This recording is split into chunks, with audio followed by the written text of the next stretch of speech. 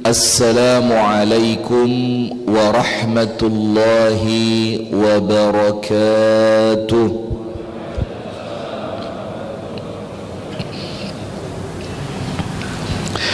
Innal hamdalillah nahmaduhu wa nasta'inuhu wa nastaghfiruh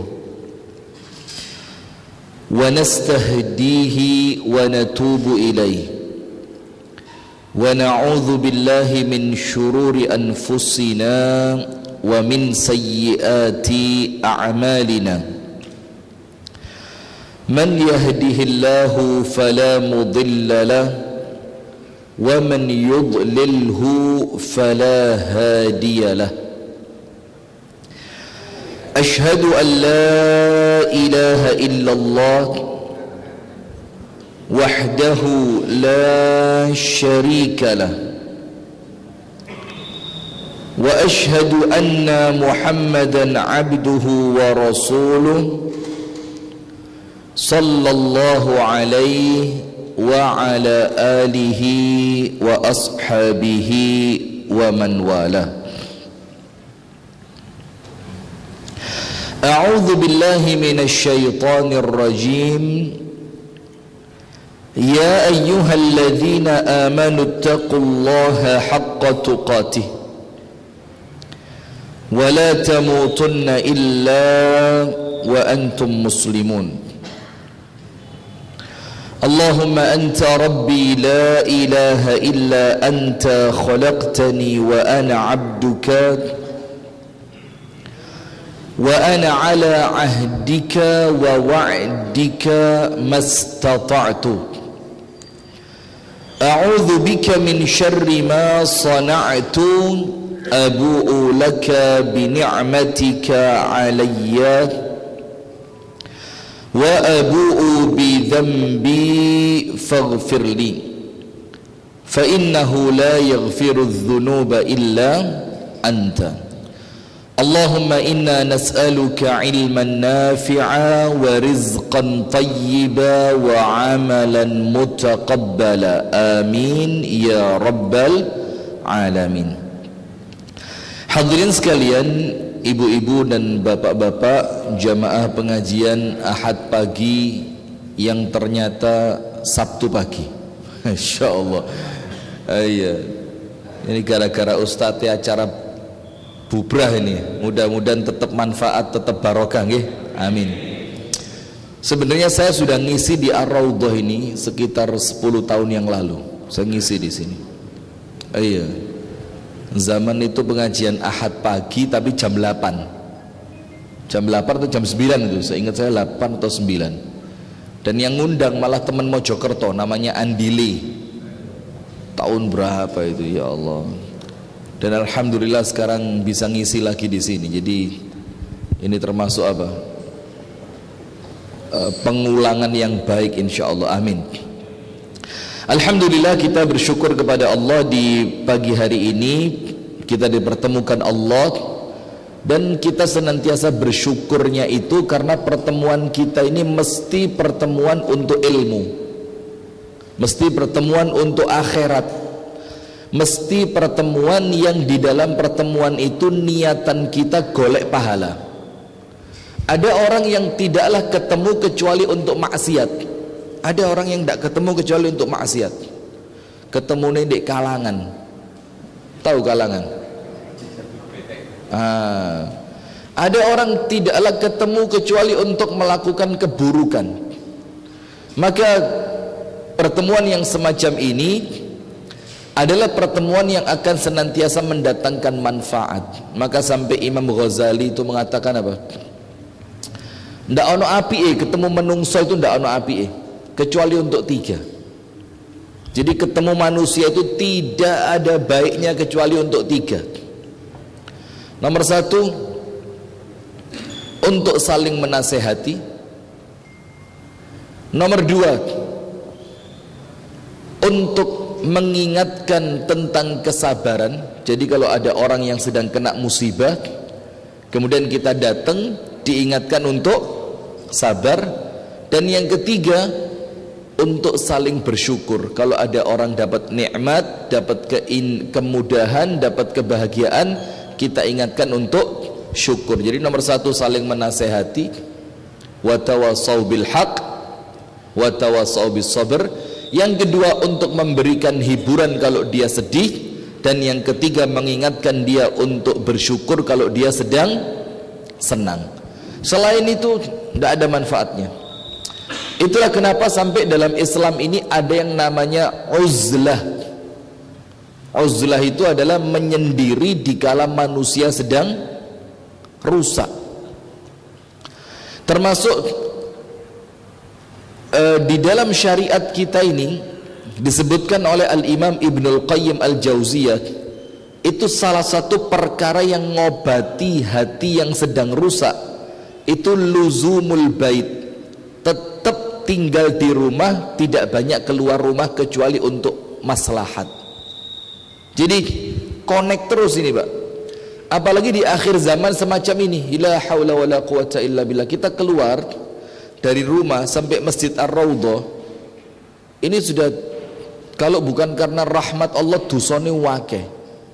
Mulai rumah sampai Masjid Ar-Raudhah ini kan hari Sabtu, ibu-ibu lari-lari kan. Pakaiannya ibu-ibu kalau lari-lari kayak apa? Panjenengan lihat atau panjenengan lewati atau panjenengan tabrak? Ini sudah dosa lagi. Belum lagi nanti ketemu teman lama yang Anda punya dendam sama dia, eling maneh. Belum lagi nanti ketika lampu merah ada orang gak ndang ngegas padahal lampu wis ijo, dosa maneh. Maka kita ini sekarang perlu banyak bener-bener noto ati, noto fikiran, noto amalan. Tujuannya apa? Agar selamat dunia sampai akhirat. Salawat beriring salam semoga tercurahkan kepada uswah kita, Nabi besar, Nabi agung, An-Nabi Muhammad sallallahu alaihi wasallam. Baik, hadirin sekalian, kita langsung saja masuk ke materi evaluasi pasca Ramadan. Kalau kita mengambil ucapan dari kitab Lataiful Ma'arif milik Al-Imam Ibnu Rajab Al-Hambali,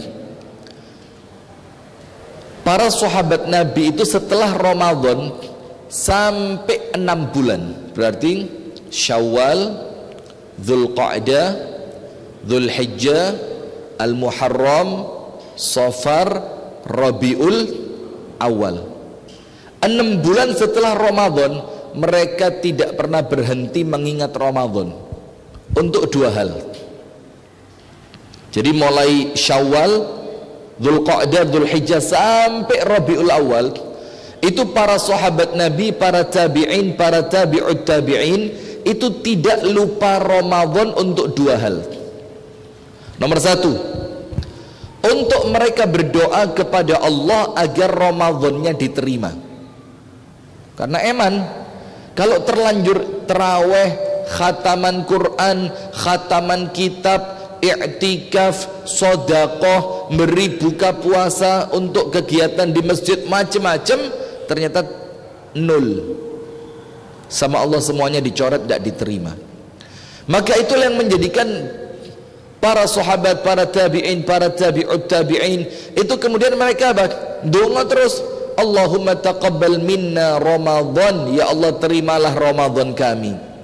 Allahumma taqabbal minna siyamana, terimalah puasa kami. Wa taqabbal minna qiyamana, terimalah salat tarawih kami. Wa taqabbal minna kulla ibadatina, dan terimalah ya Allah semua ibadah kami. Maka salah satu doa yang sangat dianjurkan dibaca setelah Ramadan itu apa? Rabbana taqabbal minna innaka antas sami'ul alim wa tub alaina innaka antat tawwabur rahim. Terus itu Pak, rutin harus dibaca, mau masjid, pulang masjid, ketika di masjid, pas di rumah.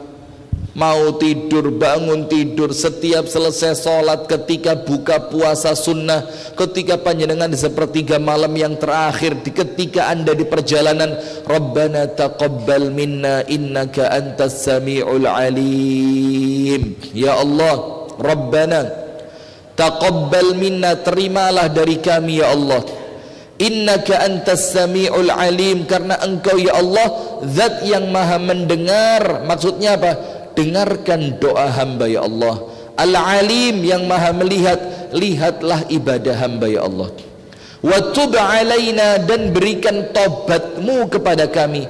Berikan tobatmu itu artinya dua. Nomor satu, lek wis tobat jaluk kepada Allah, tobatnya diterima. Kalau belum tobat, minta oleh Allah diberikan taufik, diberikan greget jerone hati, cek kepingin tobat. Wa tub alaina, dan berikan tobatmu kepada kami, innaka antat tawwabur rahim, karena engkau ya Allah zat yang maha menerima tobat, dan engkau lah zat yang paling penyayang. Itu dibaca setiap selesai Ramadan semacam ini. Nah, maka mereka ingat Ramadan yang pertama karena mereka berdoa agar Ramadan mereka diterima sama Allah Subhanahu wa taala. Ingat Ramadan yang kedua, tujuannya apa? Agar ibadah mereka nuansanya tidak hilang seperti Ramadan. Tetap Ramadan itu nemplek terus. Tarawehnya gak lali, poso sunnai gak lali, Qur'ani tetap dibaca, masjidnya tetap didatangi. Itu yang menjadikan mereka tidak mau lupa Ramadan di 6 bulan ke depannya. Nah, maka dengan itu hadirin, kita perlu muhasabah. Sekarang ditulis dulu di awal, apa pentingnya muhasabah itu apa? Kita sering dengar kalimatnya Sayyiduna Umar ibnul Khattab. Ibu-ibu faham bu? Bu, Insya Allah ibu-ibu, suara saya sampai sana? Sampai? Ganteng saya kelihatan di sana? Oh enggak, alhamdulillah bagus. Ini ibu-ibu ini ya. Sip. Kita sering dengar ucapan Amirul Mukminin Umar bin Khattab radhiyallahu anhu. Umar itu kan mengatakan kalimat yang fenomenal. Apa kalimatnya? Hasibu anfusakum qabla an tuhasabu. Hisablah diri kalian sebelum nanti berdiri untuk dihisab oleh Allah. Disuruh ngitung dulu sebelum nanti sama Allah dihitung. Wazinu a'malakum qabla an tuzanu, dan timbanglah amal kalian sebelum nanti Allah yang nimbang amalan kalian. Itu oleh Umar diperintah, disuruh. Nah, sementara kita ini dalam satu hari dikasih kesempatan untuk muhasabah banyak. Ada muhasabah pendek, ada muhasabah panjang. Tapi mudah-mudahan panjenengan ngeh gitu. Dan inilah fungsinya majelis taklim ya, supaya apa? Kembali ingat, kembali ngerti, kembali faham, akhirnya diamalkan. Ada waktu muhasabah pendek. Muhasabah pendek itu antara waktu sholat. Antara waktu sholat. Misalkan kita sudah sholat subuh tadi kan, nanti zuhur itu kalau panjenengan punya waktu sebelum qomat, qobliyahnya sudah, doanya sudah, itu coba di muhasabah mulai subuh sampai zuhur, akeh apike opo akeh eleke. Mulai dihitung-hitung ini, mulai dihitung-hitung. Kemudian apa? Ketika panjenengan kroso akeh eleke, ini kesempatan untuk panjenengan istighfar dan tobat. Kalau panjenengan kroso akeh apike, lakukan dua. Nomor satu, minta sama Allah agar apike diterima. Yang kedua, bersyukur kepada Allah karena Allah mudahkan Anda melakukan kebaikan. Kemudian lanjut, nanti ketika panjenengan sholat asar, ditimbang maneh, mulai asar ini sampai zuhur tadi akeh api apa akeh ele, dan terus dilakukan terus di setiap 5 waktu sholat. Dan muhasabah panjang sebelum tidur, matur suwun, sebelum tidur. Maka itulah sebelum tidur ini kan ada zikirnya, ada amalannya. Tujuannya apa? Kuatir kalau panjenengan besok mboten balik tangi, bablas masuk kuburan. Maka kalau sebelum tidur kita muhasabah, insya Allah enak. Enaknya apa? Enaknya apa? Le ono apike sempet bersyukur, le ono eleke sempet tobat.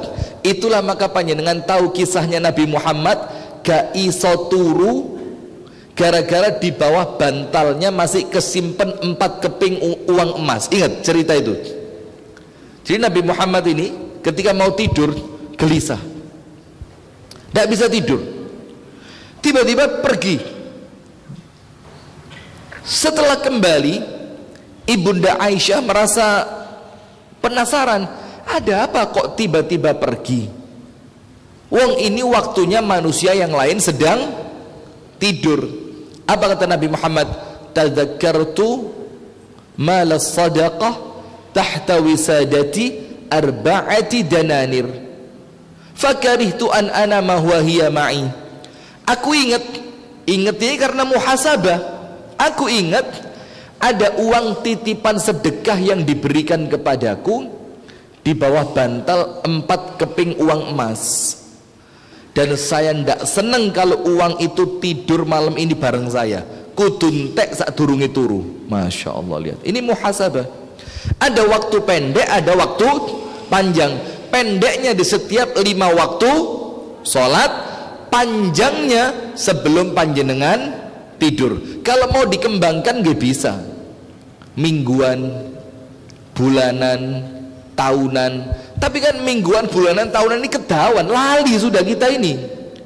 Jangankan minggu lalu, mambengi turun gak kelambi apa lo lali.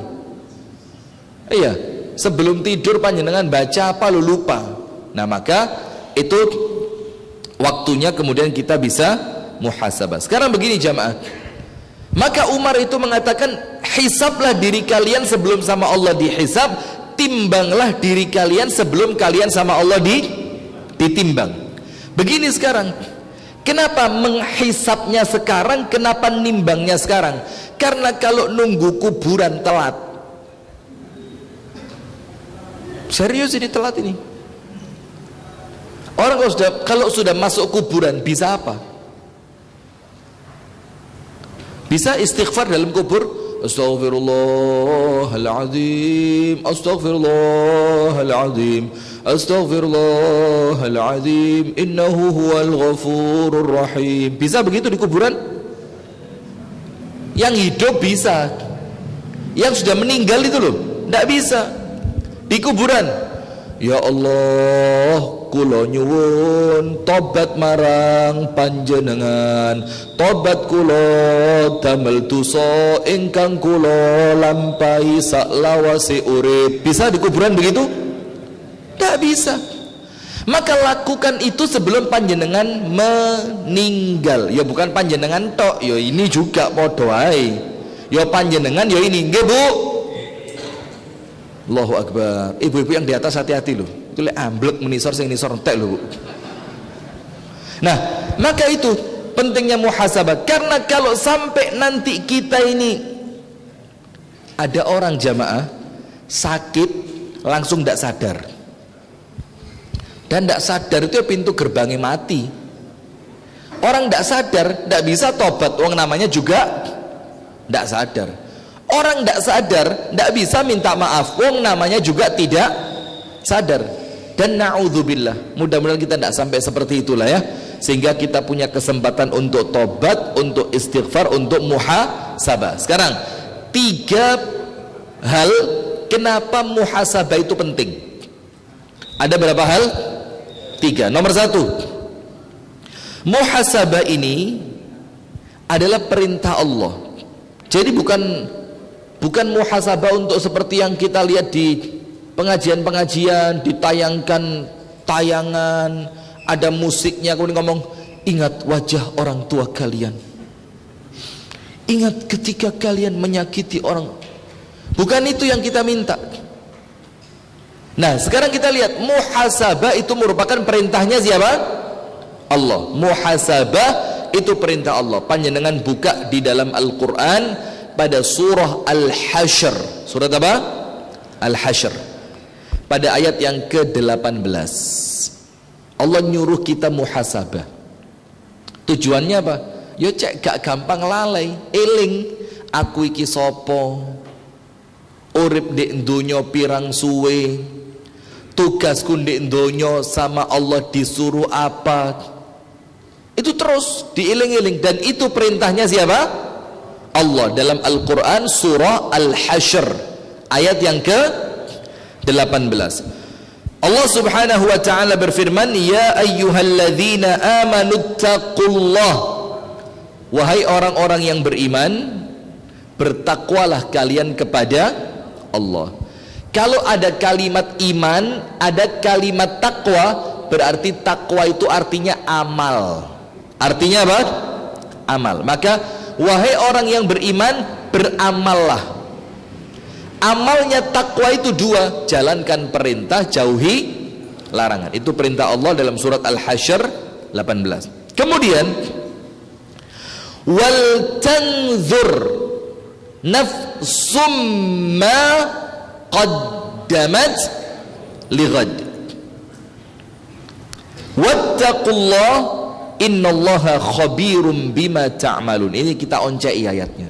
Pertama, ya ayyuhalladzina amanu, maka kalau kita ini iman, kalau kita ini ngaku hamba Allah yang iman, maka salah satu konsekuensi iman itu adalah amal.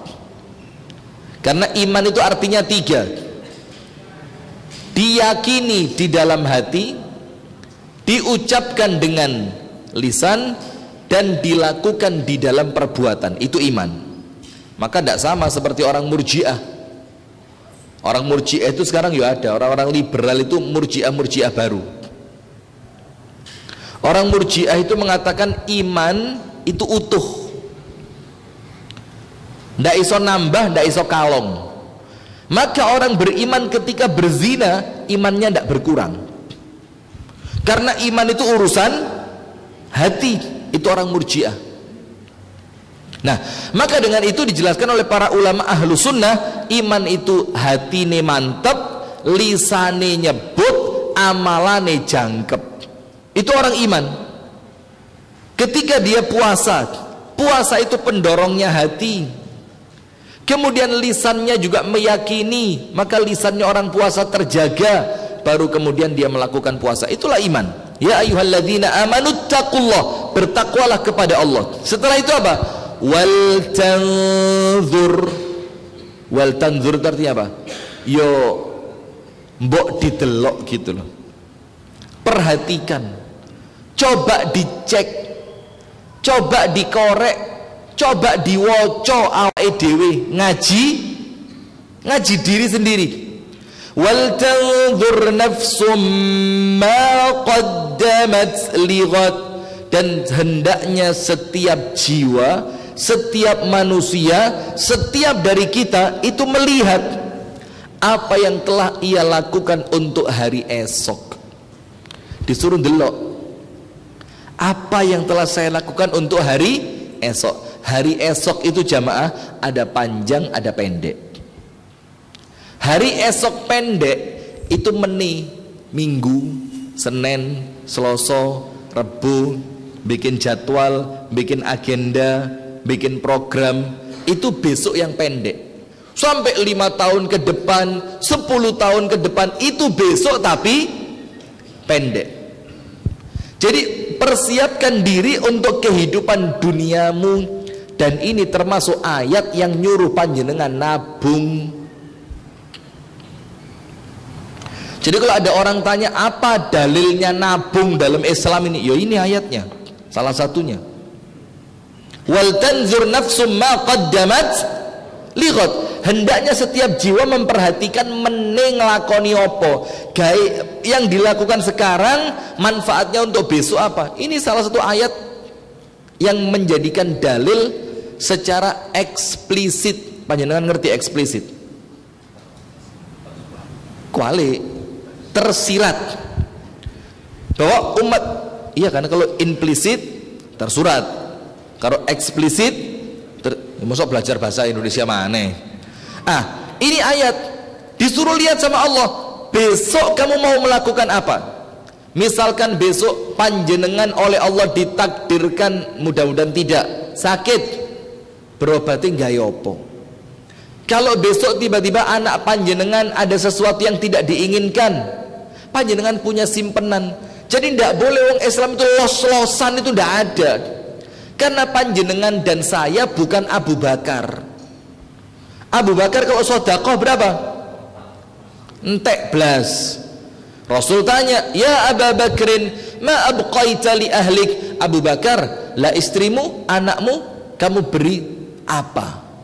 Wes Kanjeng Nabi, istri saya, anak saya cukup tak tinggali Gusti Allah lan Kanjeng Nabi. Istri panjenengan bisa digitukan? Ngamuk, golek ijol Pak, ijol tombok, ijolnya sing api-api ya Pak. Nah, maka kita bukan semacam Abu Bakar. Kita ini tetap perlu nabung. Kita ini perlu bagaimana nanti kalau anak kita mau nikah, bagaimana nanti anak kita mau sekolah, walaupun tentu jumlahnya satu dengan yang lain belum pasti sama, tapi minimal ono. Maka ayatnya sedekah Bapak, ayat sedekah itu jangan cuma sing diwaca alladzina yunfiquna fis sarra'i wa, jangan cuma itu, ndak adil namanya panjenengan. Baca juga ayat yang lain, alladzina idza anfaqu lam yusrifu wa lam yaqturu wa kana baina dzalika qawama. Orang yang kalau sedekah gak kakean, yo gak ketidian. Jadi biar adil hidup kita ini. Jangan orang dicekoi ayat sedekah terus, ndak pernah diajak mikir masa depanmu seperti apa. Karena mikir masa depan itu ibadah, bukan berarti takut masa depan, bukan. Contoh, mikir masa depan bukan takut loh ya. Kalau takut masa depan itu tidak beriman panjenengan, eman. Karena orang iman itu yakin seperti yakinnya seekor burung, dino iki entuk meni ya mesti entuk. Contoh, mikir masa depan. Nabi Yusuf ngomong sama Raja Mesir, kalau panjenengan nanti panen gandum, gandume panjenengan dum 3. Nomor 1, sebagian untuk dimakan, sebagian untuk disimpan, ojo biarkan dia tetap di tangkainya, disimpan, dan sebagian untuk kembali menjadi benih. Coba ini mikir masa depan apa enggak? Mikir masa depan. Benih itu Pak, mikir masa depan. Sebagian disimpan itu mikir masa depan, dan itulah perintah Allah. Tidak boleh orang Islam ini los-losan, ala los. Yo kalau panjenengan imannya kuat, yo tidak jadi masalah. Tapi kan tidak semua orang bisa digebiah. Oh ya, harus kita jelaskan secara proporsional. Yo nyimpenlah untuk nanti anaknya kalau mau pondok, nyimpenlah nanti anaknya kalau mau nikah, yo nyimpenlah nanti sesekali kalau panjenengan kepingin rekreasi. Itu ada, dan itu perintah Allah. Wal tanzur nafsum ma qaddamat lighad. Besok yang pendek yang perlu kita persiapkan itu besok ketika kita hidup di dunia. Senin, Selasa, Rebu, tahun ngarep, 5 tahun kas, 10 tahun kas, 20 tahun ke depan, itu besok yang pendek. Besok yang panjang apa? Akhirat. Maka sama Allah disuruh mikir, hari ini apa yang telah saya lakukan untuk akhirat saya. Dipikir, sholatku mang tertib apa ora? Khusyuk atau tidak? Setelah sholat tadi kesusu mulih apa saya sempat wiritan? Hari ini saya sempat baca Quran apa enggak? Ada sedekah saya atau tidak? Ada enggak orang lain yang mendapatkan manfaat dari hidup saya hari ini? sudah nyambung silaturahim atau belum hari ini. Nah, itu dilihat wal tanzur nafsum ma qaddamat lighad. Untuk nanti kalau panjenengan wafat wis tenang. Kenapa tenang? Karena setiap hari uripe di muhasabah. Nah, maka Allah minta wal tandur nafsum ma qaddamat lighad. Dibaleni sama Allah, wattaqullah, dan bertakwalah kepada Allah. Artinya apa? Muhasabah itu bagian dari takwa. Jadi orang lek uripe gak tahu mikir belas, itu belum tentu menjadi orang yang bertakwa. Panjenengan buka pengertian takwa menurut Sayyiduna Ali bin Abi Thalib. Bu, takwa menurut siapa? Bu. Rego Lombok pinten sakniki, Bu? Takwa menurut Ali bin Abi Thalib salah satunya apa? Walisti'dadu liyaumir rahil. Punya persiapan, punya kematangan untuk menghadapi kematian. Itu takwa. Jadi kalau panjenengan hidup tidak pernah muhasabah, ndak mikir aku lek mati bekalku apa, ya itu bukan orang yang bertakwa. Jangan sampai nanti kalau terlanjur mati mengatakan apa? Rabbirji'un, Gusti Allah balik nih Gusti, sedino ae tak balik nang donya. Ndak bisa, kala kata Allah. Atau yang lain lagi, ketika kematian mendatangi mereka, mereka bilang apa? Laula akhartani ila ajalin qaribin fa asaddaq wa akum minas salihin. Coba ya Allah, diundur sebentar, saya mau sedekah, tanahku di sebelah kono wakaf, toko di sebelah kono tak tutup, duit tak gawe bangun pondok, iki di bank fulani uangnya tak bagi yatim piatu, kemudian aset emas saya simpenan di bank fulani tak bikin bantu Palestina. Telat. Apa? Telat. Nah, itulah fungsi muhasabah. Sama Allah disuruh lagi dibaleni, wattaqullah innallaha khabirum bima ta'malun. Karena Allah paling tahu apa yang panjenengan lakukan. Maksudnya apa? Sebelum nanti Allah yang tahu ini bakal menghisab kamu, mendingan kamu sendiri yang coba ngitung saat durunge mati. Sip. Jadi itu fungsi muhasabah yang pertama, karena muhasabah itu perintah Allah. Dalam surat apa? Al-Hasyr ayat yang ke-18. Dan muhasabah ada dua, ada panjang, ada pendek. Pendek itu setiap 5 waktu sholat. Panjang itu menjelang tidur. Yang kedua, muhasabah itu jamaah merupakan sifat hamba Allah yang bertakwa. Orang yang bertakwa itu ciri khasnya apa? An yakunu ala hadzarin. Hadzar itu waspada.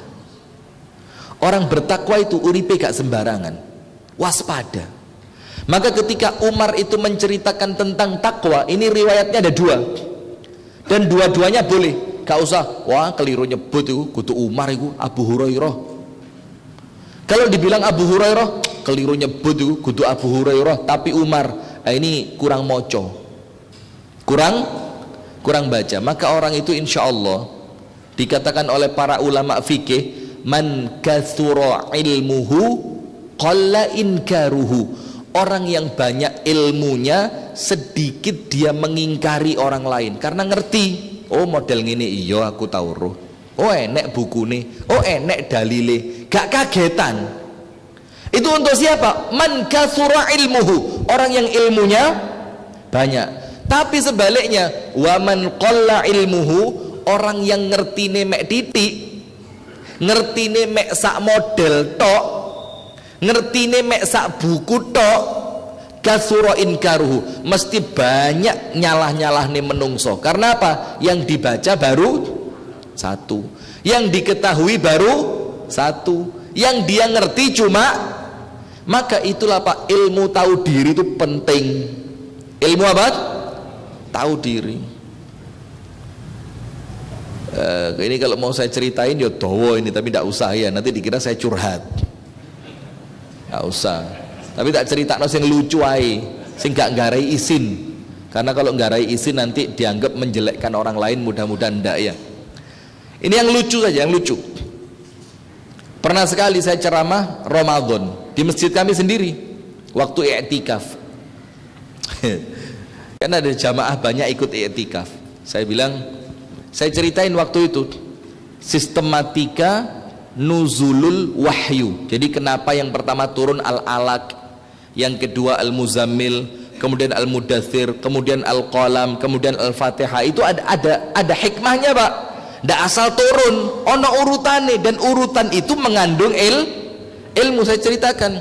Maka ketika Allah turunkan surat yang pertama, yaitu surat Al-Alaq, kan begitu.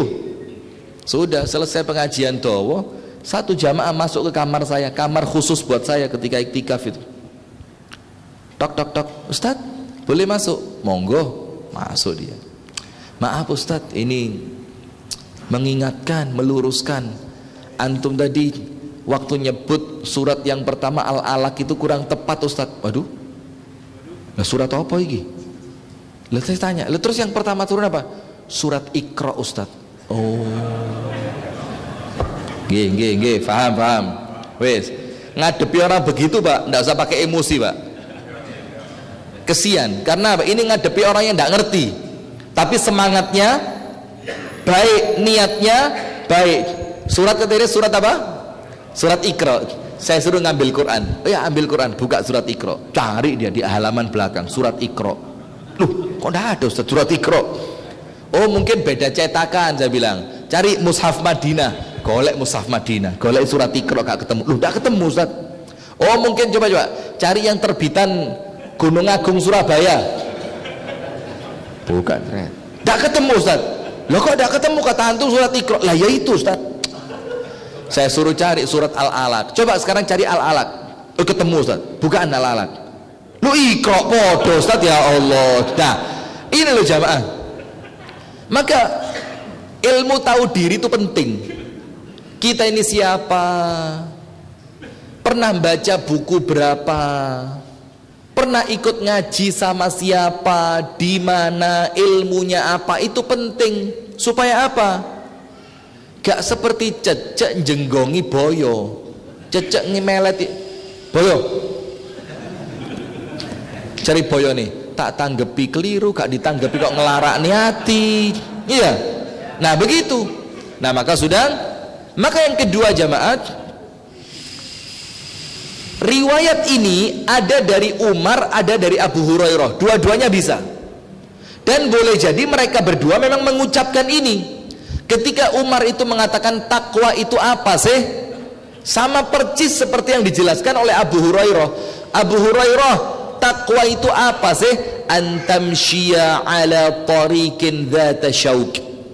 Takwa itu seperti panjenengan berjalan di suatu jalan yang jalan itu isinya penuh dengan duri. Fa kaifa tamshi alaihi wa kaifa tad'u qadamaik. Maka kata Umar, kata Abu Hurairah sama, kalau panjenengan jalan lah kok dalane rito. Kira-kira panjenengan jalannya bagaimana? Pakai sandal, hati-hati, gak sembarangan, gak sembrono. Maka setiap panjenengan mau melangkah mesti ditingali rumien. Oh aman, baru taruh. Nanti mau melangkah yang satu lagi, dilihat lagi, aman, taruh. Itulah orang yang bertakwa, hati-hati. Dan hati-hati itu termasuk makna muhasabah. Lek aku ngelakoni iki, bakal ya opo. Lek aku koncoan mbek wong iki, bakal ya opo. Kalau saya masuk ke tempat ini, akan terjadi apa? Itulah kemampuan dan pentingnya muhasabah. Sekarang lihat ucapan dari Maimun bin Mihran. Siapa Maimun bin Mihran ini? Orang Jombang katanya. Maimun bin Mihran, seorang tokoh ulama dari kalangan tabi'in, dari kalangan tabi'in. Dia mengatakan begini tentang muhasabah, itu bagian dari takwa. Nomor satu tadi apa? Muhasabah itu perintah Allah dalam surat Al-Hasyr ayat 18. Yang kedua, muhasabah itu ciri khasnya orang yang bertakwa. Karena orang yang bertakwa itu hati-hati, gak sembarangan. Sebelum dilakukan dipikir, setelah dilakukan dipikir. Tenan pora, apik pora, elek pora, diterima opora, ikhlas opo ndak, ngelarani atine wong opo ndak, itu dipikir semua. Maka ada satu hadis, dan hadis ini dihasankan oleh Syekh Albani. Riwayatnya apa? Hasan di dalam takhrijnya Syekh Al-Albani.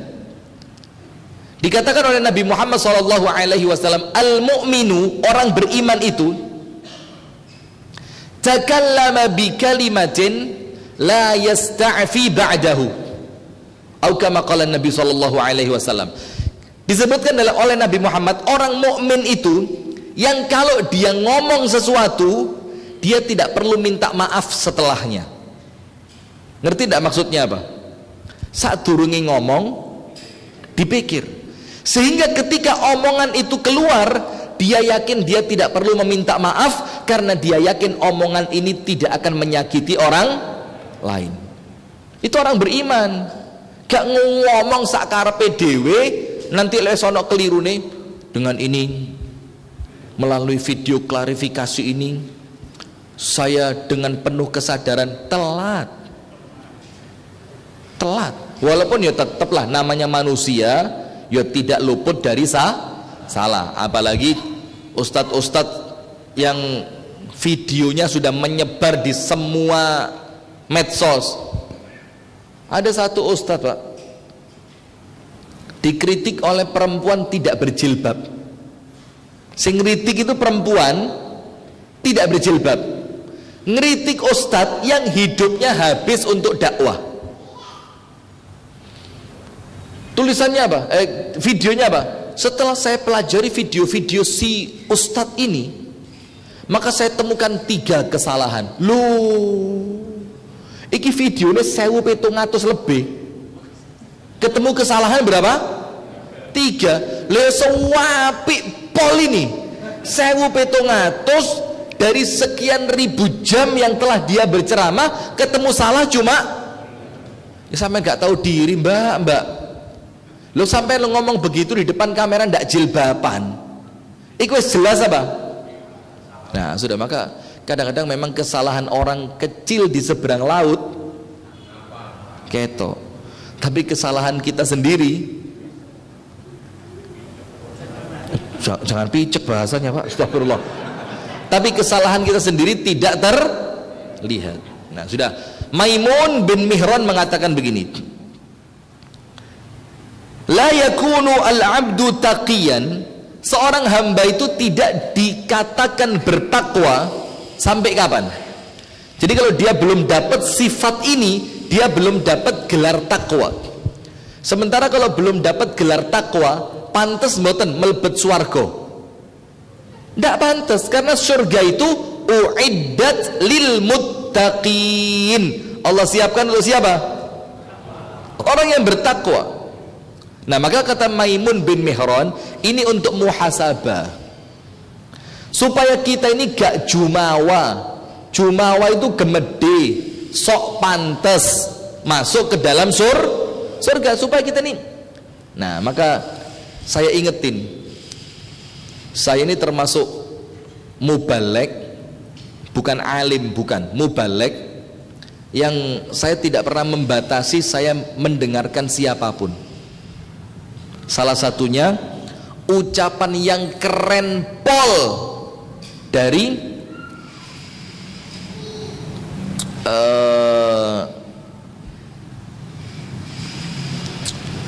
astagfirullahaladzim, Mus Kiai Haji Mustafa Bisri. Itu kalimat-kalimat beliau jamaah, terlepas panjenengan cocok nopo mboten dengan beliau, yang penting kalau benar kudu gede hati kita akui itu benar. Karena orang Islam itu bukan fanatik pada sosok tapi fanatik pada kebenaran. Kalau ada kebenaran dari siapapun kita terima, karena fanatiknya kita bukan pada orangnya tapi pada apa? Kebenarannya. Siapapun orangnya lek salah ya ojo dieloi, kan begitu. Siapapun orangnya kalau benar ya diakui. Seringan itu Islam itu Pak, supaya gak gampang kisinan. Sudah, Gusmus itu bilang begini, kita ini kan sering baca hadis ya, Islam itu nanti di akhir zaman akan terpecah menjadi 73 golongan, semuanya masuk neraka kecuali satu itu siapa? Kata Nabi Muhammad, ma ana alaihi wa ashabi, orang yang tetap ajat, istiqomah, sabat, teguh di atas jalanku dan jalannya para sahabatku, kan ngoten. Nah terus setiap pengajian yang saya tahu mesti diarahkan kita itu yang satu, maka kita sedang menapaki jalan yang satu itu. Ketika sudah mulai muncul kalimat kita itu yang satu, maka kita akan mulai ngelihat orang lain di antara 72. Oh iki 72 iki. Iki sing nomor swidak songo iki. Iki 41. Sebelah kono 35 iki. Iki pas yang terakhir iki 72 iki. Kenapa? Karena kita sudah mengklaim kita yang satu. Maka siapapun yang menyelisihi kita mesti masuk yang berapa? 72. Jujur, pernah nggak ngaji model begitu? Pokok liyane pengajiane awake dhewe iki 72. Kene iki sing siji. Sampai ada kisah nyata ini. Seorang guru dan murid dari kalangan Khawarij berangkat haji. Mek wong loro ndil liyane selain mereka. Ini ribuan, ratusan ribu jamaah. Wong loro iki guru mbek murid Khawarij. Terus gurunya bilang apa? Murid, siap Pak Guru. Lihat orang tawaf sebanyak ini, nggih ketinggal Pak Guru. Nah, neraka kabeh. Muridnya tanya, lah terus surgane sinten Pak Guru? Awakmu mbek aku tok. Loro tok? Iya. Pak Guru, surga itu arduhas samawati wal ard. Itu seluas langit-langit dan bumi-bumi. Isinya sampean mbek aku tok. Loro tok. Kata muridnya apa? Wes PNDW aku tak melok sing liyane ae wis. Ini saking subhanallah. Nah, sudah. Kemudian Gusmus bilang apa? Kiai Haji Mustafa Bisri, coba sekali-sekali mikir. Jangan-jangan mereka itu yang satu, kita yang 72. Tujuannya apa? Agar kita ini punya kemampuan untuk muhasabah. Kalau terus-terusan ngaku kita yang satu, loh kapan ada kemauan untuk memperbaiki diri? Kapan ada kemauan untuk mengkoreksi kesalahan diri sendiri? Kapan ada sikap besar hati mengakui orang lain itu benar? Nah, maka kadang-kadang nyelentie alus Gusmus ini.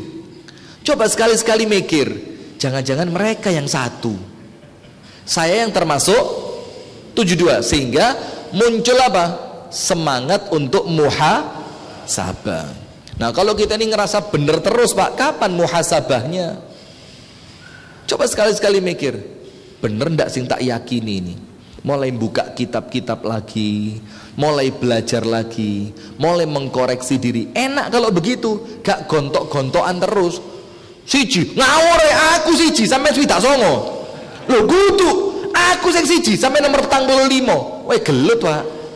Gelut, coba saling muhasabah. Nah, maka sekarang kita lanjutkan. Maimun bin Mihran mengatakan, la yakunul abdu taqiyan, tidaklah seorang hamba dikatakan bertakwa hatta yakuna li nafsihi ashadda muhasabatan minasyariki syahih li syarikihi. Sampai kapan? Sampai kalian itu keras memuhasabah diri kalian melebihi muhasabahnya seorang teman yang pelit kepada temannya. Ngerti tidak? Jadi kita itu belum dikatakan bertakwa kalau kita ini belum bisa memuhasabah diri sekeras wong medit perhitungan karo kancane. Punya nggak temen sing mau medit heran? Ketika mau keluar itu, iki kok mangane nanti? Depot amanah kasembon rawon enak. Entah ini Amung nggo dhuwit piro? Oh, ndek amanah iku rawone 20.000. Lah aku nggawa dhuwit 40. Iku 20.000 rawone tok. Iku ST 5.000, entek 30. Durung kok kerupuk urange sing gede-gede iku situke 4.000. 34 duitnya mek sisa 6.000 lho ya, aja golek macam-macam liyane lho ya. Engko aku sing torot. Punya teman model begitu. Tapi saya pastikan bukan saya orangnya, insyaallah. Nah, sudah. Maka apa yang terjadi? Itu muhasabah. Kalau sama orang lain gewetu ketat teliti, panjenengan belum bertakwa kalau bisa mengalahkan ketelitian itu untuk diri Anda sendiri.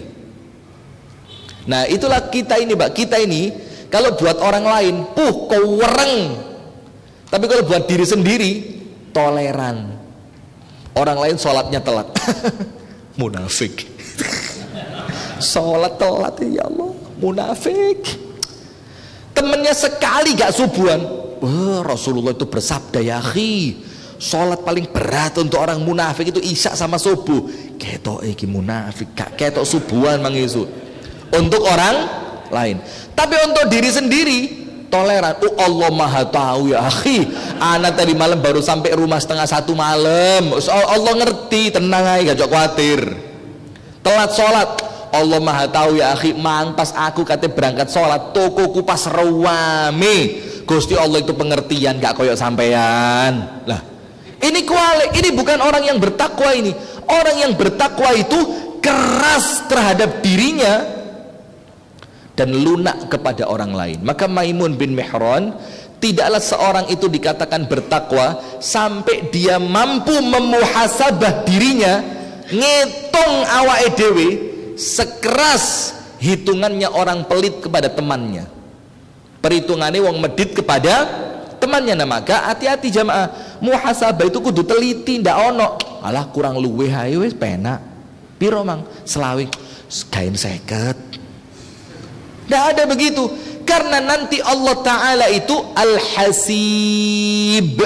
Al-Hasib artinya apa? Yang hisabnya paling teliti. Saat durungnya dihisab Gusti Allah, ayo menghisab diri sendiri. Maka yang kedua, kenapa kita perlu muhasabah? Karena muhasabah itu ciri orang yang takwanya kuat, takwanya bagus. Yang terakhir, kenapa kita perlu muhasabah? Karena muhasabah itu punya 2 buah yang manis. Memiliki apa? 2 buah yang manis. Bu, ditulis apa mboten? Enggak kedengar suara ibu-ibu ya. Bu, ditulis mboten? Enggak dengar saya suara ibu-ibu ini. Bu, tulis mboten? Enggak usah teriak-teriak. Astagfirullah, di masjid kok jerit-jerit itu loh. Astagfirullahaladzim. Ini tidak beradab ini. Di rumah Allah kok cerit. Santai, astagfirullah. Seket diceramai muhasabah cerit-cerit di sana. Yo starting gregetno kata ibu-ibu. Digerutuk kayak mari. Begini. Nomor 3, karena muhasabah itu memiliki 2 buah yang manis. Buah yang pertama tobat. Buah yang kedua syukur. Buah yang pertama apa? Tobat. Buah yang kedua syukur. Sekarang begini,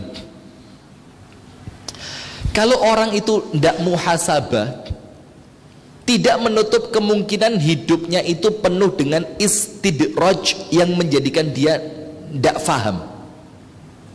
Istidraj itu kan faham ya. Nabi Muhammad itu mengatakan, idza ra'aitar rajula ala israrihi bil ma'siyati wa hayatuhu mustaqimatun sa'ida fa'lam annahu mustadraj. Atau kama qala Nabi. Ketahuilah kata Nabi Muhammad, kalau kamu lihat seseorang uripe dosa tok, senantiasa apa?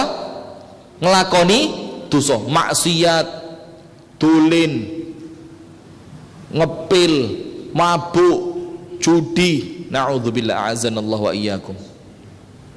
Molimo lah. Tapi kemudian hidupnya dia lurus terus, pena, gak tahu susah. Anaknya lancar, kerjanya lancar, kesehatannya api, semuanya api. Kata Rasulullah apa? Fa'alam, ketahuilah, itu orang sama Allah sedang diistidraj. Terus istidraj itu apa? Panjenengan buka Al-Quran surat Al-A'raf 182. Ayo, mana yang ngomong nulis tadi mana? Ayo, Al-A'raf berapa? 182. Allah Ta'ala berfirman, walladzina kadzabu biayatina sanastadrijuhum min haitsu la ya'lamun. Orang-orang yang mendustai ayat-ayat kami, mendustai ayat-ayat kami itu bahasa Qur'annya. Kalau bahasa kitanya, Allah nyuruh sholat dia ndak sholat, Allah nyuruh nutup aurat dia buka aurat, Allah nyuruh jujur dia bohong, Allah nyuruh amanah dia khianat, Allah nyuruh pakai pakaian yang longgar dia pakai legging.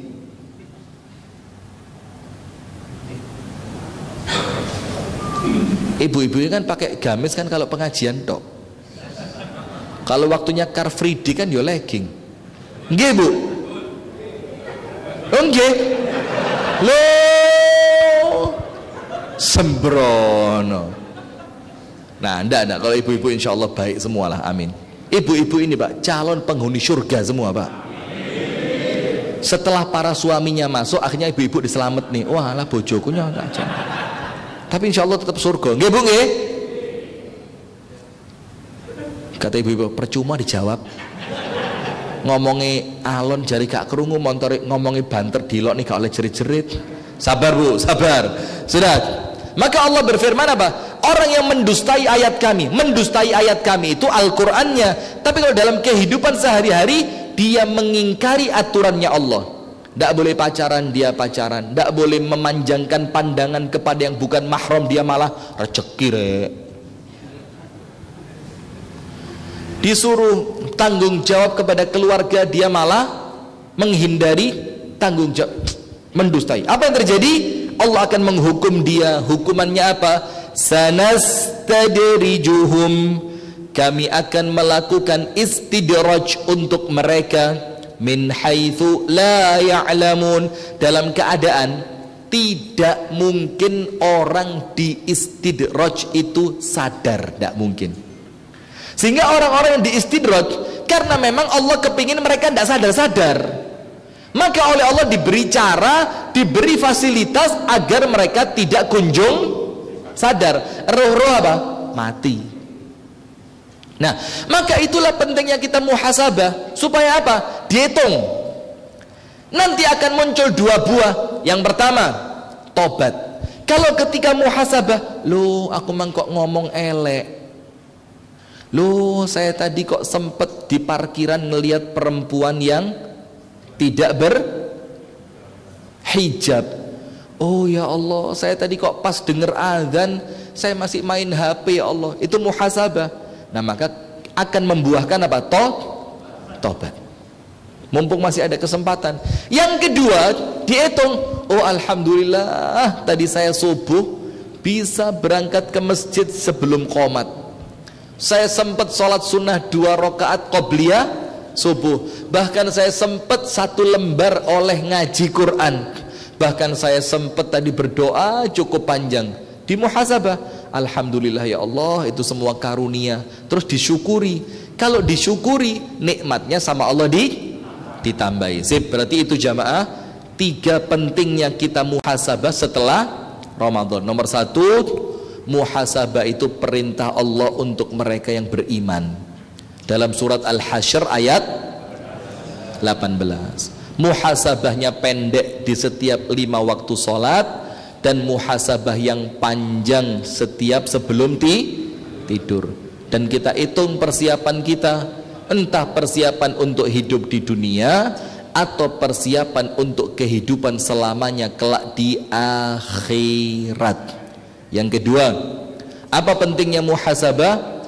Menurut Al-Imam Maimun bin Mihran, muhasabah itu ciri orang yang bertakwa. Maka beliau mengatakan, tidaklah dikatakan bertakwa sampai mampu menghitung diri lebih keras dibanding perhitungan teman yang pelit kepada temannya. Dan yang ketiga, muhasabah itu mendatangkan dua buah yang manis. Kalau panjenengan muhasabahnya jujur, kalau muhasabahnya opo anane, akan mendatangkan dua buah yang manis. Buah yang pertama, kalau hasilnya muhasabah ternyata akeh elee, cepet-cepet tobat. Dan orang yang tobat oleh Allah dosanya diampuni, mumpung masih punya kesempatan. Kalau setelah dimuhasabah ternyata banyak baiknya, jangan lupa bersyukur, karena baiknya kita itu murni karena pertolongan dari Allah. Ojo sombong. Nah, kalau panjenengan hasilnya muhasabah itu syukur, maka ingat, la in syakartum la azidannakum. Itulah jamaah sekalian yang dapat kami sampaikan di pagi hari ini. Semoga apa yang kita pelajari Allah catatkan untuk kita menjadi ilmu yang manfaat, dan mudah-mudahan Allah Ta'ala menjadikan kita senantiasa di dalam kebaikan, dan Allah ampuni semua salah dan dosa serta khilaf kita, dan kelak Allah Ta'ala mewafatkan kita dalam keadaan husnul khatimah. Amin ya rabbal alamin. Kita tutup dengan doa kafaratul majlis. Subhanakallahumma wa bihamdika asyhadu an la ilaha illa anta astaghfiruka wa atubu ilaik. Assalamualaikum warahmatullahi wabarakatuh.